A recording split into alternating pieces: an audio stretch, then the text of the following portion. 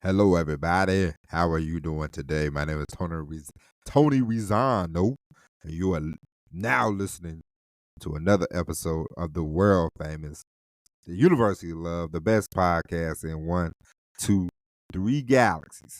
But, ladies and gentlemen, you and I, we just call this show Online Marketing Moves, and we are coming to you live today. Today is May the 20th, 2025. Ladies and gentlemen, I have some sad news. My birthday is over. Gotta wait another 364 days for another birthday. Oh, what are we gonna do? But I guess, ladies and gentlemen, today we are going to provide for you a very jam-packed show. Ladies and gentlemen, today we are going to fix the WNBA. Put on your I am the commissioner of the WNBA, and we will fix the WNBA. Ladies and gents, if you haven't already, subscribe to the email list. Ladies and gents, go ahead and do that. Get on the email list. We are emailing every day now. Ladies and gentlemen, as I told you, we are pre-selling the Dr. Escape Forever package. Okay, what does that mean? Ladies and gentlemen, June 1st, we are going to be rolling out products audio courses. We're going to have books. We're going to have a newsletter. We're going to have a coaching program, a group coaching program. We are going to do live events. Ladies and gentlemen, we are really going to focus, and we are locked in on creating a life that you want to be in, okay? Because we all know, ladies and gentlemen, we all have one life. We all have to live it. We don't have to live it how people think you should live it. You don't have to. If you don't like your job, you can change that. If you don't like your relationship, you can change that. If you don't like the way you look, you don't like the way you feel, we can change that. You don't have to run. You don't have to hide. You don't have to escape. And so, ladies and gentlemen, you and I are going to be a part of something big, something great. You can join now. You can join ahead of time, and you can pay one low fee, and you will get everything that I ever produce. After that, there will be no charge. Okay, but it's only for the first 10 people. After that, everybody else will pay whatever the price is for the coaching program. If you want one-on-one coaching, you're gonna have to pay for that. The live events, you're gonna pay for everything else is gonna be separate. But for the first 10 people, one deal, one package, it'll be one charge, and that's it. And for the package, it's gonna be well worth it. But as you all know, and I know, everybody is not a let me jump on board at first. Most people are Johnny come lately. It's just the way it is. But, ladies and gentlemen, that link will be below. Sign up for the email list as well. That link will be below. But now let's get into the WNBA. Now, ladies and gentlemen, the other day, I decided to watch because listen. Now let's go back. Let's all go back to 1997. I remember when the 96 Olympics happened in Atlanta, Georgia, of course. And it was a great time. Everything was, for some reason, that Olympics, now Barcelona in 92 for the NBA, it took off international basketball, But in 1996, because the Olympics was in Atlanta, I remember softball, a lot of women's sports just, sort of seemed to just take off, And besides gymnastics, because everybody knows, gymnastics, and from Mary Lou Retton to whoever, Carrie Strug, everybody knows gymnastics. But like basketball took off. I remember watching Lisa Leslie, and I've been watching women's basketball since I was 12, 13. I remember Cheryl Swoops was big at Texas Tech. I remember she was the female Jordan and all that jazz. So I've always enjoyed women's basketball, don't get me wrong. But it's never been profitable. Not a lot of people watch it. A lot of women don't watch the WNBA. And all of a sudden, a couple years ago, they had a phenomenon. Caitlin Clark, she was in Iowa. It's a lot of different variables. We know some obvious variables, but what I'm telling you is from 19 the WNBA has always been a good product. Now it is marketed in the poorest fashion that it's been poorly marketed. Coming off the 96 Olympics, I remember they said they were gonna start the WNBA. It was the LA Sparks, the New York Liberty, and the Houston Comets. And I remember Cheryl Swoops was gonna be on the Comets, and Rebecca Lobo was gonna be on the New York Liberty, and Lisa Leslie was gonna be on the Los Angeles Sparks. And I remember that first year they had a lot of, hey, check out the WNBA. Then after that, sort of took a nosedive, and more, I kept watching because I watched the first 4 seasons, and the Houston Comets was my team, and they went 4 championships. This is how poorly the WNBA has been marketed, has been run, in the 25 years. Who, if you go ask 100 people right now, who was the champion the first 4 years of the WNBA, and what is that team up to now? They would be like, I don't know. And the answer is, which is amazing, is the answer is the Houston Comets. And the second answer to that question is, what have they been up to? Nothing, because they don't even exist. The team that won the first 4 championships, ladies and gentlemen, they didn't move. They didn't they didn't go to San Antonio. They didn't go to Baytown. They didn't go to Orange. They didn't go to New Orleans. They just disappeared off the face of the map. How is that possible? How can a team that had Cheryl Swoops, Cynthia Cooper, Tina Thompson, the first 4 championships, ladies and gentlemen, the Houston Comets, they don't exist. That says enough right there about the WNBA. I remember they took the Detroit Shock. It took them from Detroit to Tulsa, Oklahoma. Come on, man. Come on. And Detroit was a 1-time, 2-time champion, I believe. I remember they had Cheryl Ford and Bill Laimbeer was their coach. They moved. I think they're like in Seattle now, I believe. I think they're the Monarchs. I'm pretty sure. But what I'm telling you is the WNBA has a marketing problem. And I am going to explain. We're gonna keep this train going, and I'm gonna keep explaining. I remember when one of my favorite college team, the Tennessee, the Lady Vols, okay, Pat Summitt, my favorite, one of my favorite coaches. Forget the women's, all that. Pat Summitt, great coach. I used to always watch them, and from Kara Lawson to Shamika Holdscloth to Candace Parker. Tennessee's always had great players, And I remember Shamika Holdscloth was one of my favorite basketball players, and she was like a 2-time National Player of the Year. Great player, outstanding player.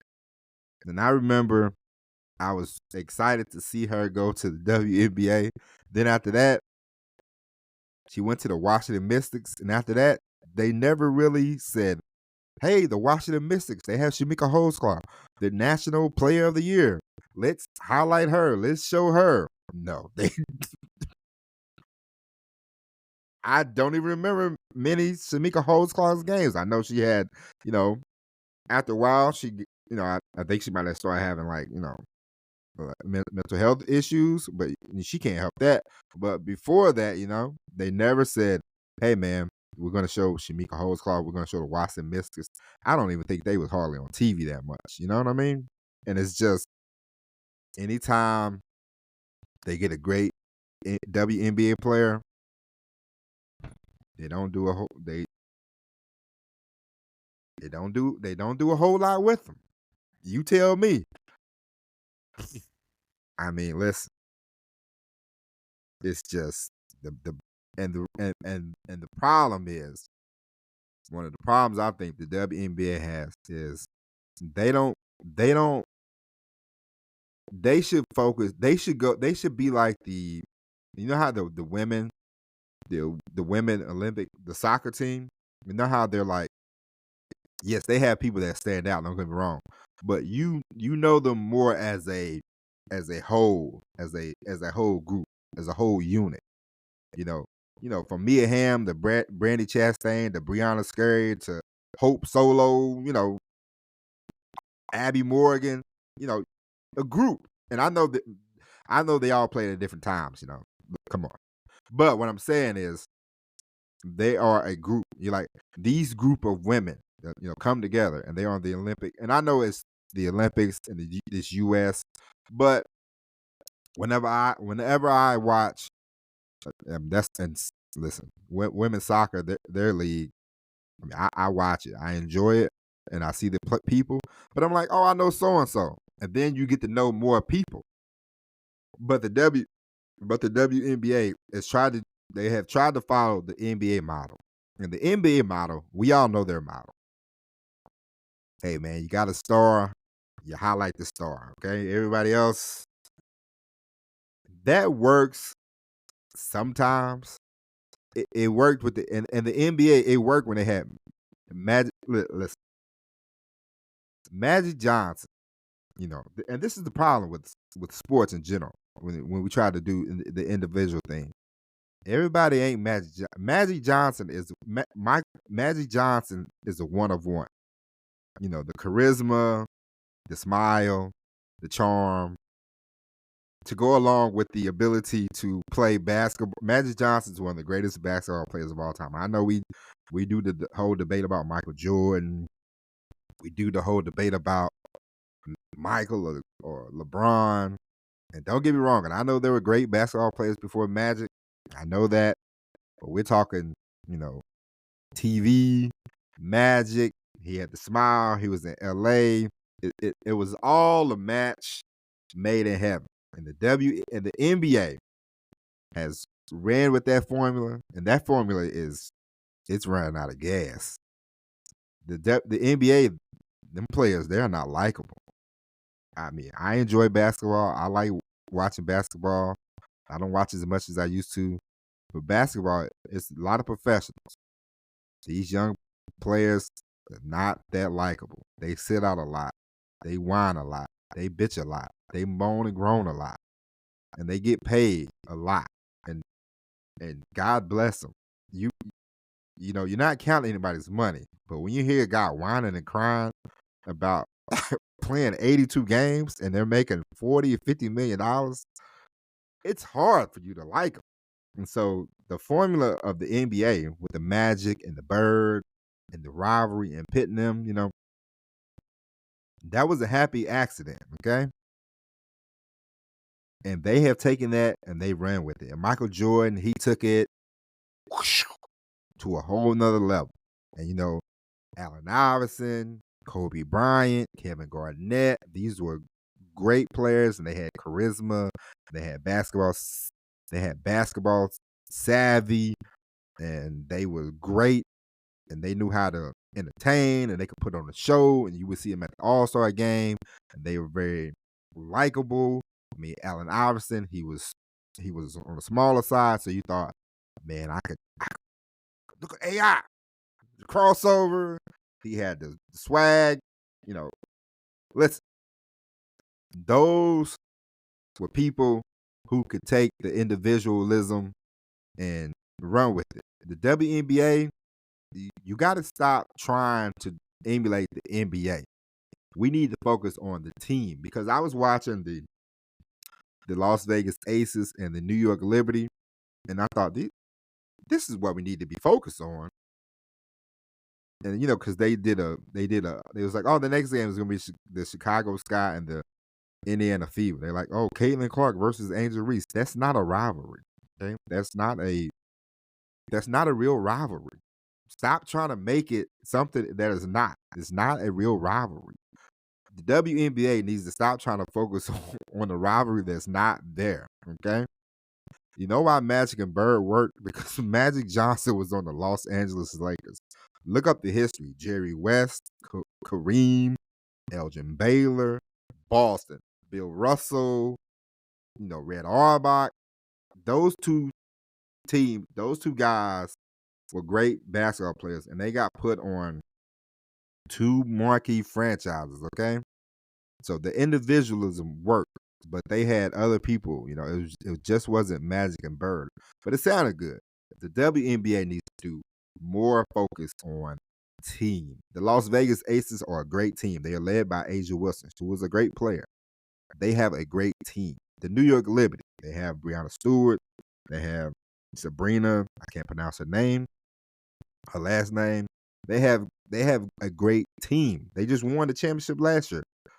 Why are we not focused on the team aspect in the WNBA? Let's get away from the NBA model because it's not working, okay? I remember when another great team that they have that they need to highlight more of, the Minnesota Lynx, okay? The Minnesota Lynx is always Lindsay Whalen, Maya Moore. They've always had good, great players. They are a great team. They have won multiple times. Let's highlight the teams in the WNBA. The more we highlight the team, bring 2 or 3 people on each team to do an interview, so they can bounce off each other, Stop trying to. We are still in the WNBA. Come on, man. We are still trying to do this whole Magic Larry. That Magic Larry, man, that's gone, man. That's old. It's man, get that out of here, man. The WNBA. The team, man. Let's focus on the team.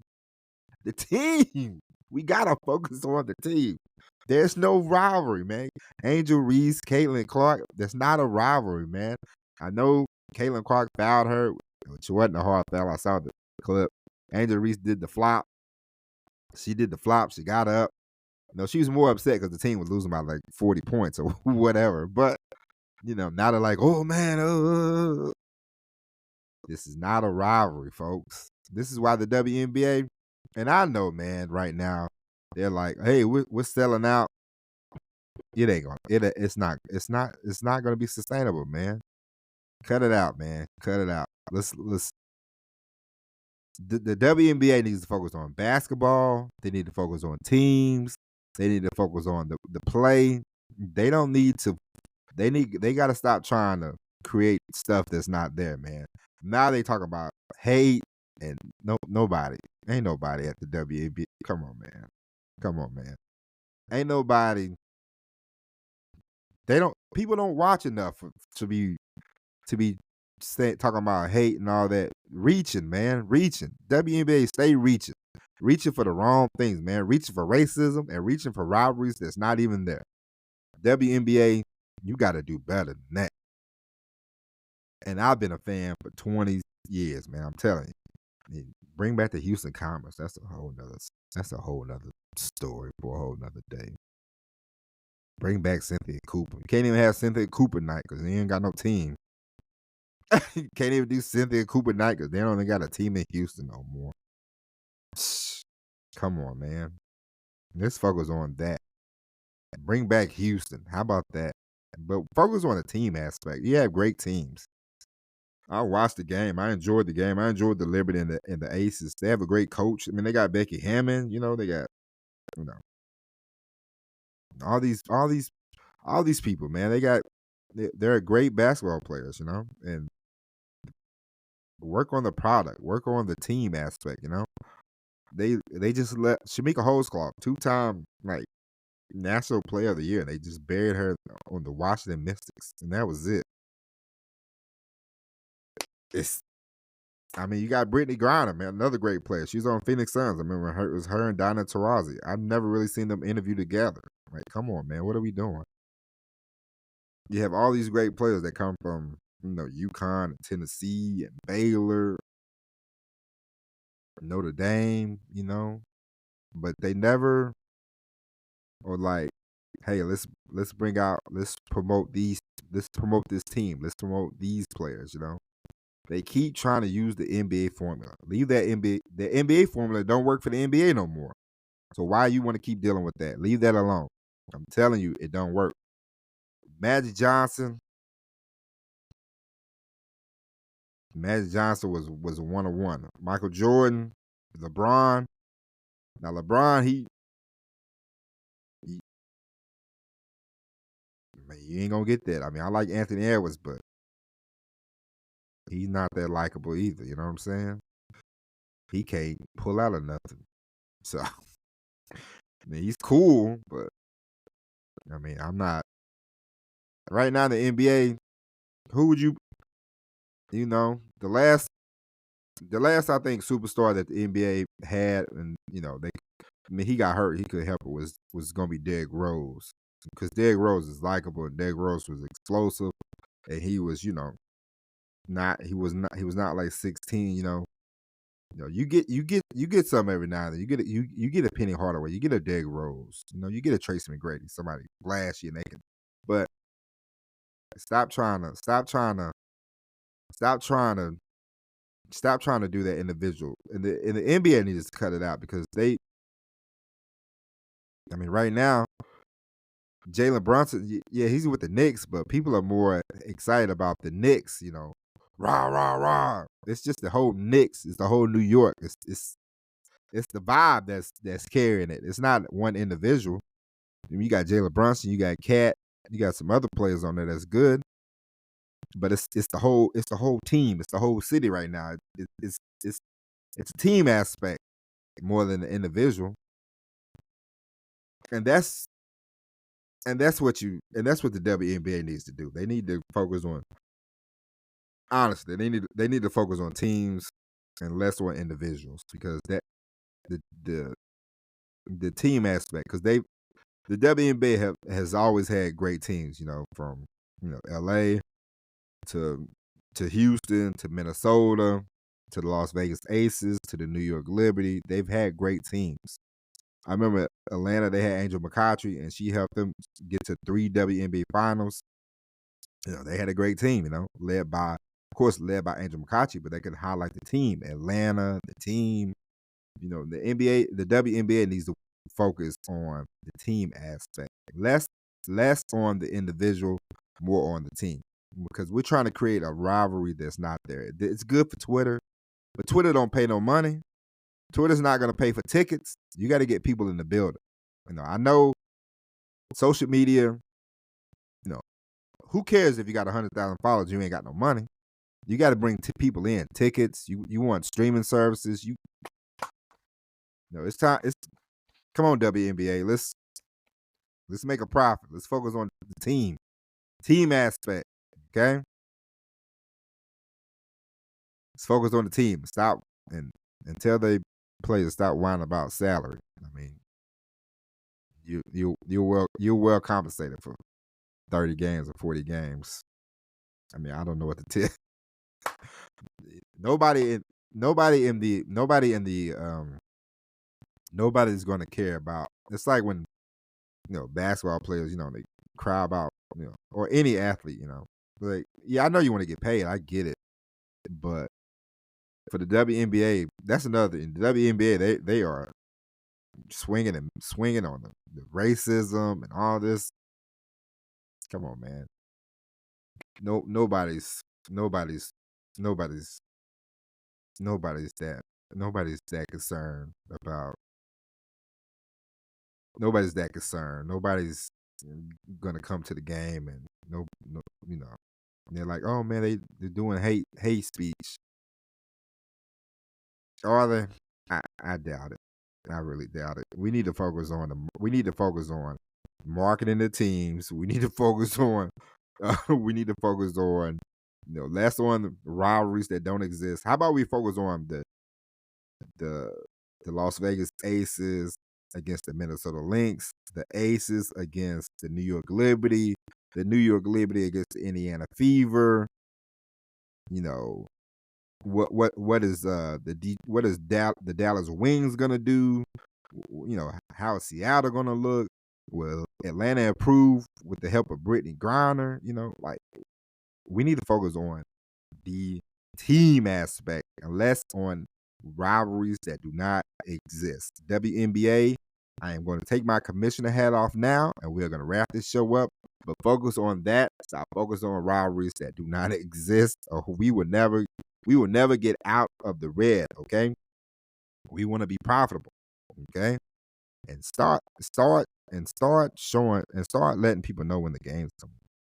Because I remember at one point I was trying to watch the WNBA and they was on Lifetime. I said, they ain't saying nothing about Lifetime. Come on, man. And women, women love to talk about, protect women, this, that, and the other. How about you start watching some of the games, okay? Stop just looking at Twitter and then going off like, oh, dude. Watch the games, go buy some tickets, go support, and not just gay women, all women. Okay. So there you go. So that's it, ladies and gents. We'll be back tomorrow with the all new episode of Online Marketing Moves. I hope you enjoyed this. I hope you enjoyed the video we put up yesterday. We're going to try to do more videos and show more. I know you'd like to see my handsome face. I am a handsome man. And we're going to show more of me. As I can't preach personality marketing and then don't show me or my personality. So there you go.